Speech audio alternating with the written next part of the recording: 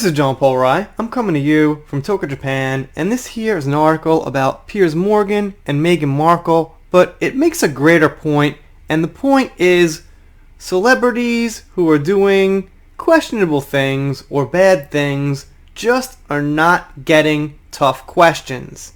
This also goes across the board to politicians as well. We won't get political, but keep in mind it's the same basic premise.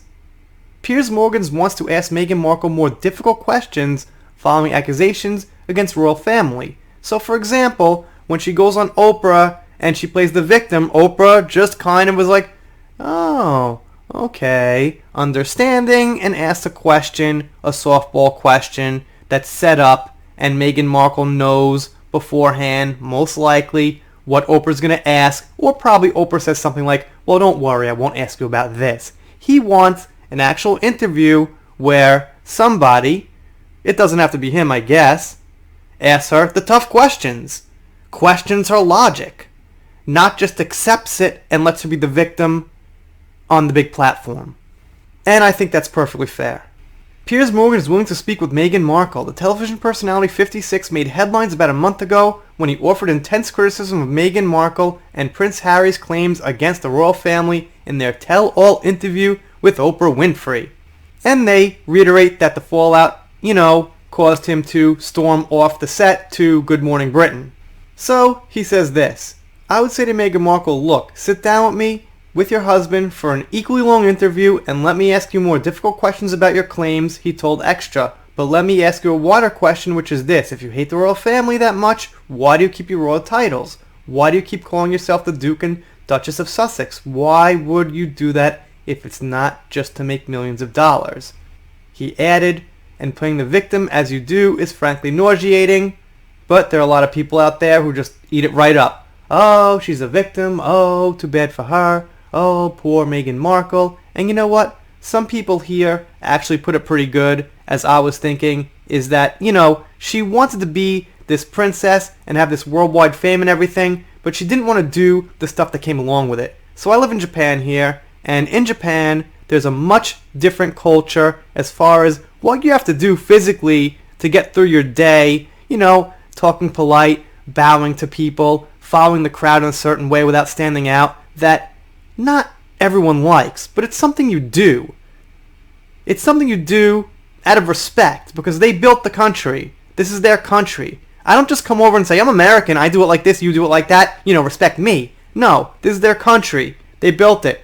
It's thousands of years old. I'm not sure if the royal family is thousands of years old, but whatever it is, they've got a long-standing tradition. Even if they're not the best people in the world, some people don't like them, it doesn't matter. They still built that tradition. They still are providing Meghan Markle with a luxurious life. So she should shut the hell up and get in line and respect their culture and respect their traditions. And if she wants to come over and say, well, I'm the American and, I married Harry and this is how we do it, sweetheart, that doesn't work. What works is you being an adult and going along with it and earning your keep. And if you just want to complain and move away and complain, well, I'm not going to respect that. Is it terrible? Is it the worst thing anyone's ever done? No, she's not the worst person. There are worse people than Meghan Markle. Much worse. But what she does is not a respectable thing. Then he gets into about Sharon Osbourne mentioning him on the talk. Look at what happened to Sharon on the talk for defending me and my right to have an opinion, even though she made it clear that she didn't agree with everything I was saying, he said. She was then targeted by Cheryl Underwood on the talk, and she was accused of supporting someone who had said racist things. So Sharon Osbourne kind of fought back against this claim that everything's racist. It's getting a little bit out of hand. It's getting out of control. It's getting to the point where anything you don't like, you can just say is racist. It's almost everything. There's almost nothing in society that at least someone doesn't have some kind of problem with. And when somebody sees a problem with the thing they don't like, they say, well, it's racist. And they think of some really roundabout way why that thing could be racist. And they throw this really heavy insult at whatever they want. And I think it's becoming quite a problem. But I digress. That's a whole different ballgame. Point is, tough questions should be asked. When somebody like Meghan Markle or Amber Heard, let's say, throws something out there and, some people eat it up and they have sympathy, well, let's not have the sympathy. Let's not eat it up until we ask some follow-up questions that are actual, real, tough questions, not just the softball, how come you're upset questions. You guys, let me know what you think down below. Doing shout-outs, special thanks, things like that. That first heard, pop culture, whatever comes up. If you don't subscribe, I'll be pretty sad, but I'll get over it. See you next time.